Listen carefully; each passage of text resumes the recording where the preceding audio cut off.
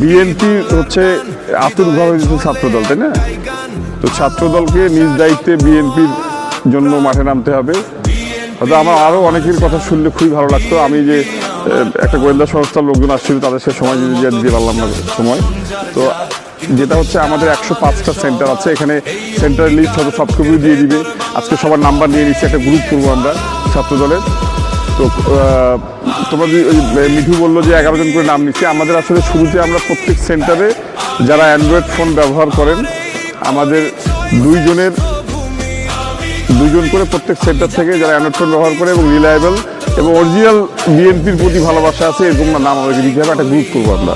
ওই গ্রুপের সাথে হয়তো আমাদের নির্বাচন পরিচালনা কমিটি কেউ এক থাকবে, প্লাস আইন প্রয়োগকারী সংস্থার কেউ এক থাকবে, যে আমরা কোনো ধরনের ইনস্ট্রাকশন ওখানে আসবে যে কোনো ধরনের এই সিমটম দেখলে তাকে রিপোর্ট করতে বলা হবে। গেল এটা। আর আমাদের ছাত্রদলের যারা ভোটার হয়েছে, ছাত্রদলের যারা ভোটার, এরকম থেকে আমরা প্রত্যেক সেন্টারে অন্তত 2-3 জন করে নাম দিব আমরা এজেন্ট হওয়ার জন্য। এবার 11 জন করে নাম দিলে ওখান থেকে যারা ভোটার তারা এজেন্ট হইল। 2 জন সেন্টারের মানে বাইরে থেকে ওইভাবে প্রচারের সক্রিয় না থাকে, অবজার্ভ যাতে বুঝতে না পারে যে সরাসরি ছাত্রদল করতেছে, বাট ও বাইরে থেকে অবজার্ভ করতেছে বিষয়গুলো, ও যেন টাইম টু টাইম ইনফরমেশন দিতে পারে। এরকম 2 জন থাকলো। প্লাস হচ্ছে আরও প্রচারে কীভাবে কাজে লাগা যায়, মূল দলকে কীভাবে সহযোগিতা করা যায়, এগুলো আমরা টাইম টু টাইম হয়তো জানাবো। এবং সর্বোপরি আমাদেরকে যদি কেউ নাও ডাকে, তাহলে আমরা কি ধানের শীষে ভোট করবো না? হ্যাঁ, এখানে কে কমিটিতে আছে, কে নাই, হ্যাঁ, কার কি ব্যথা বেদনা আছে। আমরা যা বিএনপির, ওই যে মিঠু বললো যে আমরা 3 জন একসাথে ছবি তো আমরা শুধু ফেসবুকে পোস্ট করার জন্য আসলে ছবি তুলি নাই। আমরা কেউ কোনো শর্ত দিয়ে কিন্তু একসাথে বসি নাই। আমরা ধানের শীষের জন্যই একসাথে বসছি।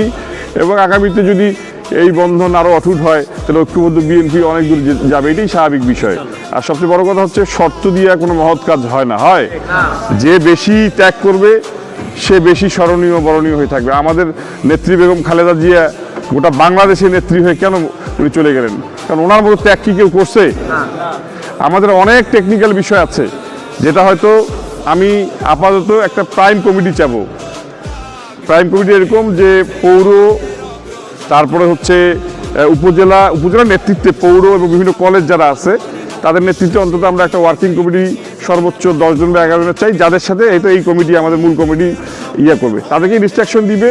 এখন কেউ যদি মনে করে যে না, ওখানে ওই 11 জন তোমরাই করো, কিন্তু ভাই ওই 11 জনের কথা তো শুনতে হবে তো, তাই না? যদি আমরা এখানেও যদি এই নির্বাচনকে যদি আমরা ব্যক্তিগত চাওয়া পাওয়া বা বঞ্চনার কথা বলি, যে সমস্যা। আমি আশা করবো ছাত্রদল অন্তত বিএনপির প্রতি, ধানের শীষের প্রতি ভালোবাসার কোনো কমতি নাই। আমাদের স্যার আমাদেরকে যেভাবে আমরা মূল দলের যেভাবে সিদ্ধান্তগুলো হবে সেগুলো ওই কমিটির মাধ্যমে ডিসেন্ট্রালাইজড হয়ে আমরা কীভাবে ঐক্যবদ্ধভাবে একটা সুন্দর নির্বাচন উপহার দিতে পারি। এবং পরবর্তীতে আমরা ইউনিয়ন ওয়াইজ বসবো, সবার কথা শুনবো, সবার পরামর্শ নেব। লক্ষ্য একটাই, কীভাবে ধানের শীষের বিজয় ছিনিয়ে আনা যায়। তো আজকে কষ্ট করে এখানে আসার জন্য সবাইকে ধন্যবাদ। এবং সবাই কি মোবাইল নাম্বার দিচ্ছেন আপনাদের? এই নাম্বারগুলো অবশ্যই আমাদের কাজে লাগবে। আমরা ছাত্রদলের একটা ইঞ্জিনিয়ার গ্রুপও আমরা করব।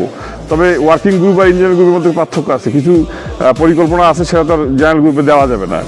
হ্যাঁ, তো সবাইকে ধন্যবাদ জানিয়ে, এখানে অনেক সিনিয়র নেতা আছে, আমাদের একটা মিটিং আছে, তাদেরকে ধন্যবাদ জানিয়ে আমি আমার বক্তব্য এখানে শেষ করছি। আলহাজ সৈয়দুল ইসলামের পক্ষে সবাইকে আরেকবার ধন্যবাদ জানাচ্ছি।